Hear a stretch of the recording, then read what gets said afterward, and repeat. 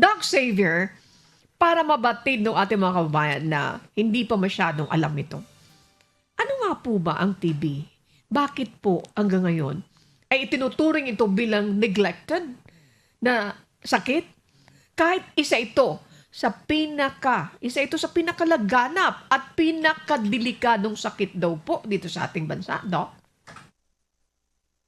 So, ang ating tuberculosis po, yung tinatawag natin na pulmonary TB, ito po ay infection na usually ang naaapektuhan niya ay baga. Ngunit, hindi lang po kasi baga yung pwede niya maapektuhan. Pwede rin niya maapektuhan yung mga ibang organ system natin. So, ito po ay nakukuha sa hangin po sa pamagitan ng kapag nalanghap natin o yung infected po na may bacteria po na hangin po, kapag nalanghap natin yun, galing po sa mga infected na nagsasalita, umuubo, nagsasalita, bumabahing, pwede po natin siya ma-acquire. Neglected na disease po siya, although kasi sobrang tagal na po ng TB at meron naman itong Lunes. Ngunit napakataas pa rin po ng ating napakataas pa rin ng kumbaga yung insidente natin dito sa Pilipinas kasi po nagkukulang tayo sa detection, sa pagkulang sa detection, kulang na hindi tayo nakapaggamutan agad. Siguro ito'y marahil sa accessibility, siguro sa kakulangan sa access sa health center, or pwede rin naman, meron pa rin kasi tayong stigma regarding sa sa TB. Kaya medyo naglalag tayo sa pag-detect po nito. Okay. Kung Okay. babanggitin mo, sabi ni Doc, baka nagkukulang sa detection, baka nagkukulang sa accessibility, baka dahil sa stigma, mga tipong ganon. Okay, sige. As we go on with our discussion, papag-uusapan na. May mga misconception po kasi patungkol dito sa TV. Kaya Doc, alamin po natin sa kapakanan ng ating mga taga-subaybay. Ano po yung mga pangunahing misconception ng publiko tungkol po dito sa TB na ito yung nagiging cause or dahilan ng late diagnosis at patuloy na pagkalat nito? Ang unang-una po sigurong misconception, since ang pinaka-common na sintomas ng TB ay ubo, madalas sa ating mga Pilipino kasi, kapag nagka-ubo, napapabayaan natin. Akala natin simpleng ubo lang, yun pala, TB na. Lalo na po kung ito ay tumatagal ng mahigit sa 2 linggo na. Another misconception po ay pwede daw itong makuha sa pamagitan ng sa pagkain o paggamit ng kubyertos ng infected na individual, which is hindi naman po ito totoo. Isa pa pong misconception natin, kaya medyo naglalag tayo sa sa detection nito. Marami pong kababayan natin ang nahihiya na magpakonsulta.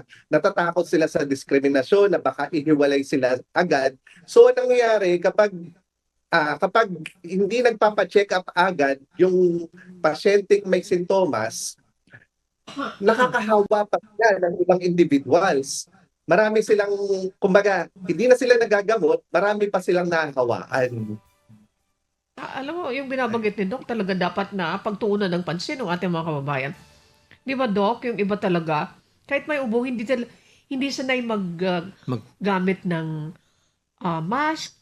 Talagang yung pagpapacheck up, masiset aside. Gaya ng sinabi ni Doc, napapabayaan pag ubo-ubo lang, di ba po? Pero sabi niya kanina, pag nalanghap mo, bumahing siya, umubo siya, nalanghap mo yung hangin na yan, mai-infect ka. Di ba nakakatakot? Dapat kailangan talaga dito maging responsable. Now, tuloy natin itong pagtatanong namin sa inyo, Doc, para malubusan nyo ma-explain. Gaano kalaki ang problema ng TB sa Pilipinas sa ngayon? Kasama po ba tayo sa listahan ng mga bansang may mataas na kaso po? Ako po, isa tayo sa pinakamalaking kaso ng TB. Actually po, top 3 tayo sa mataas na kaso ng tuberculosis sa buong mundo. Marahil ito ay dahil pa rin doon sa sinasabi natin na naglalag tayo regarding doon sa sa detection and treatment doon sa mga infected na individuals. Kaya patuloy siyang dumarami po. Yan, kita mo na?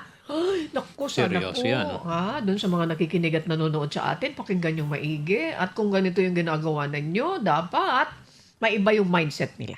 Okay, awareness, mahalaga po sa atin yan. Ano po ba, Doc, yung mga unang sintomas ng TB na kadalasang napapagkamalang simpleng ubo o sipon lang at kailan dapat magpa-check up? Very good question.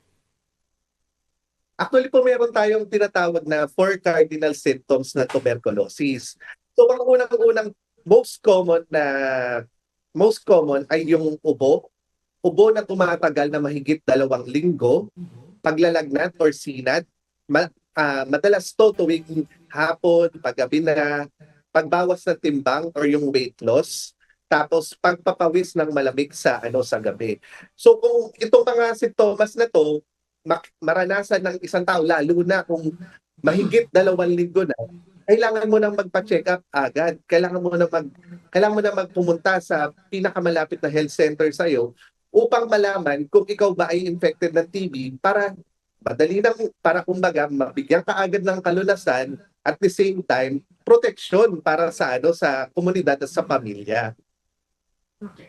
May banagid kanina si Doc. Ubo na tumatagal, paglalagnat sa gabi, sa hapon, tama po ba yun? Pagbabawas ng timbang, pagpapawis sa gabi. Oo nga. Matutulog ka na pagkatapos pinapawisan ka pa, di ba po? Pero kapag ang ubo, mamani, tumagal ng mga 2 linggo, gaya ng sinasabi ni Doc, ano na yun, medyo alarming na. That's Kaya correct. pinapayuhan po tayo na magpatingin na po talaga, baka seryoso na talaga yung ubo na yan.